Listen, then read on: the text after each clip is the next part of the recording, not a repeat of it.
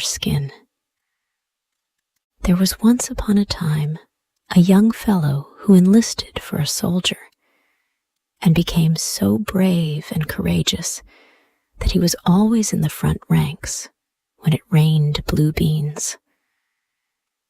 As long as the war lasted, all went well. But when peace was concluded, he received his discharge, and the captain told him he might go where he liked.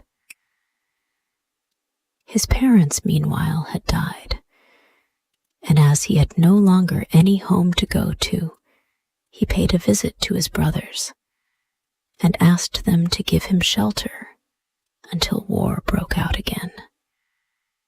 His brothers, however, were hard-hearted and said, "What could we do with you? We could make nothing of you. See to what you have brought yourself." And so turned a deaf ear. The poor soldier had nothing but his musket left, so he mounted this on his shoulder and set out on a tramp. By and by, he came to a great heath with nothing on it but a circle of trees, under which he sat down, sorrowfully considering his fate. "I have no money," thought he. "I have learnt nothing but soldiering, and now, since peace is concluded, there is no need of me. I see well enough I shall have to starve." All at once, he heard a rustling, and as he looked round, he perceived a stranger standing before him, dressed in a grey coat, who looked very stately, but had an ugly cloven foot. "I know quite well what you need," said this being. "Gold and other possessions you shall have, as much as you can spend. But first, I must know whether you are a coward or not, that I may not spend my money foolishly." "A soldier and a coward," replied the other. "That cannot be. You may put me to any proof." "Well then," replied the stranger, "look behind you." The soldier turned and saw a huge bear, which eyed him very ferociously. "Oh ho," cried he, "I will tickle your nose for you, that you shall no longer be able to grumble." And raising his musket, he shot the bear in the forehead, so that he tumbled in a heap upon the ground, and did not stir afterward. Thereupon the stranger said, "I see quite well that you are not wanting in courage, but there is yet one condition which you must fulfill. If it does not interfere with my future happiness," said the soldier, who had remarked who it was that addressed him. "If it does not interfere with that, I shall not hesitate." "That you must see about yourself," said the stranger. "For the next 7 years, you must not wash yourself, nor comb your hair or beard. Neither must you cut your nails, nor say one paternoster. Then I will give you this coat and mantle, which you must wear during these 7 years. And if you die within that time, you are mine. But if you live, you are rich and free all your life long." The soldier reflected for a while on his great necessities, and remembering how often he had braved death, he at length consented, and ventured to accept the offer. Thereupon the evil one pulled off the grey coat, handed it to the soldier, and said, "If you at any time search in the pockets of your coat when you have it on, you will always find your hand full of money. Then also, he pulled off the skin of the bear and said, "That shall be your cloak and your bed. You must sleep on it, and not dare to lie in any other bed, and on this account you shall be called Bearskin." Immediately, the evil one disappeared. The soldier now put on the coat and dipped his hands into the pockets to assure himself of the reality of the transaction. Then he hung the bearskin around himself and went about the world chuckling at his good luck and buying whatever suited his fancy, which money could purchase. For the first year his appearance was not very remarkable, but in the second he began to look quite a monster. His hair covered almost all his face.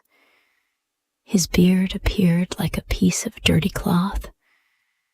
His nails were claws, and his countenance was so covered with dirt that one might have grown cresses upon it if one had sown seed.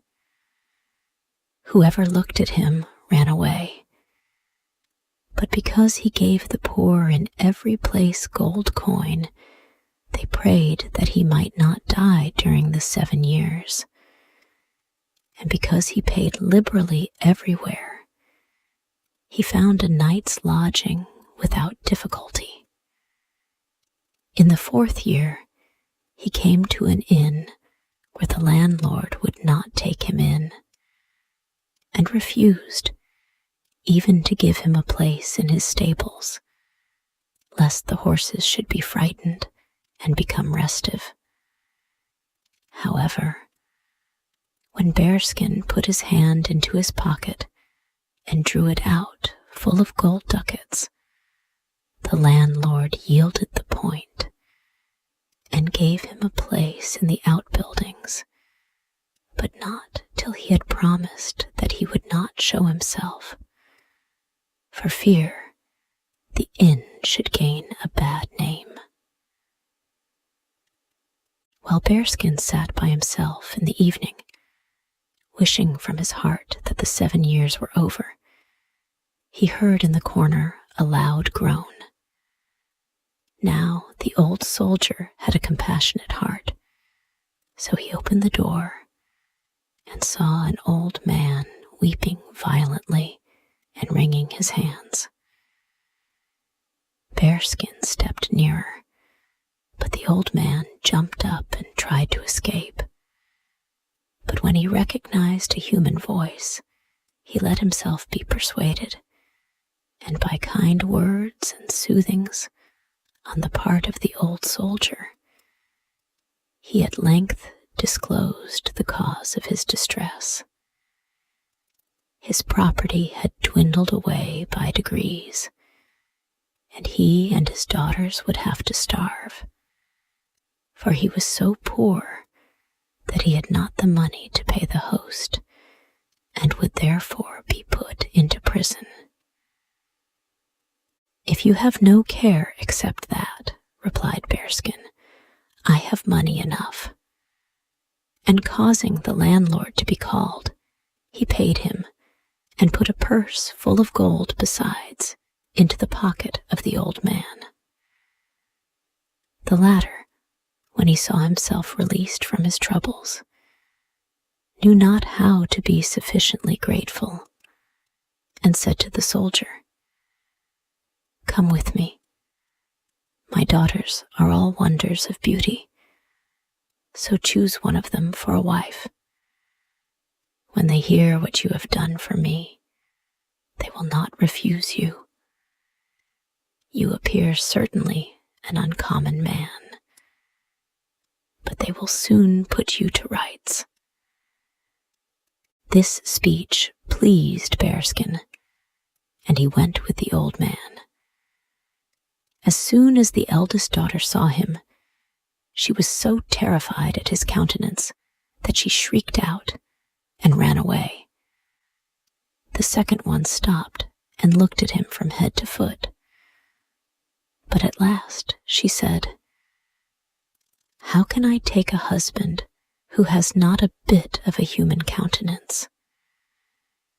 The grizzly bear would have pleased me better who came to see us once, and gave himself out as a man, for he wore a hussar's hat, and had white gloves on besides." But the youngest daughter said, "Dear father, this must be a good man who has assisted you out of your troubles. If you have promised him a bride for the service, your word must be kept." It was a pity the man's face was covered with dirt and hair, else one would have seen how glad at heart these words made him. Bearskin took a ring off his finger, broke it in two, and giving the youngest daughter one half, he kept the other for himself. On her half he wrote his name, and on his own he wrote hers, and begged her to preserve it carefully. Thereupon he took leave, saying, "For 3 years longer I must wander about. If I come back again, then we will celebrate our wedding. But if I do not, you are free, for I shall be dead. But pray to God that he will preserve my life." When he was gone, the poor bride clothed herself in black, and whenever she thought of her bridegroom burst into tears. From her sisters she received nothing but scorn and mocking. "Pay great attention when he shakes your hand," said the eldest, "and you will see his beautiful claws." "Take care," said the second. "Bears are fond of sweets, and if you please him, he will eat you up, perhaps." "You must mind and do his will," continued the eldest, "or he will begin growling." And the second daughter said further, "But the wedding will certainly be merry, for bears dance well." The bride kept silence, and would not be drawn from her purpose by all these taunts.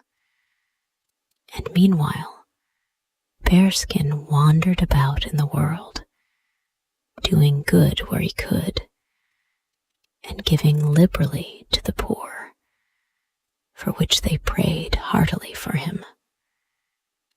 At length the last day of the 7 years approached, and Bearskin went and sat down again on the heath beneath the circle of trees.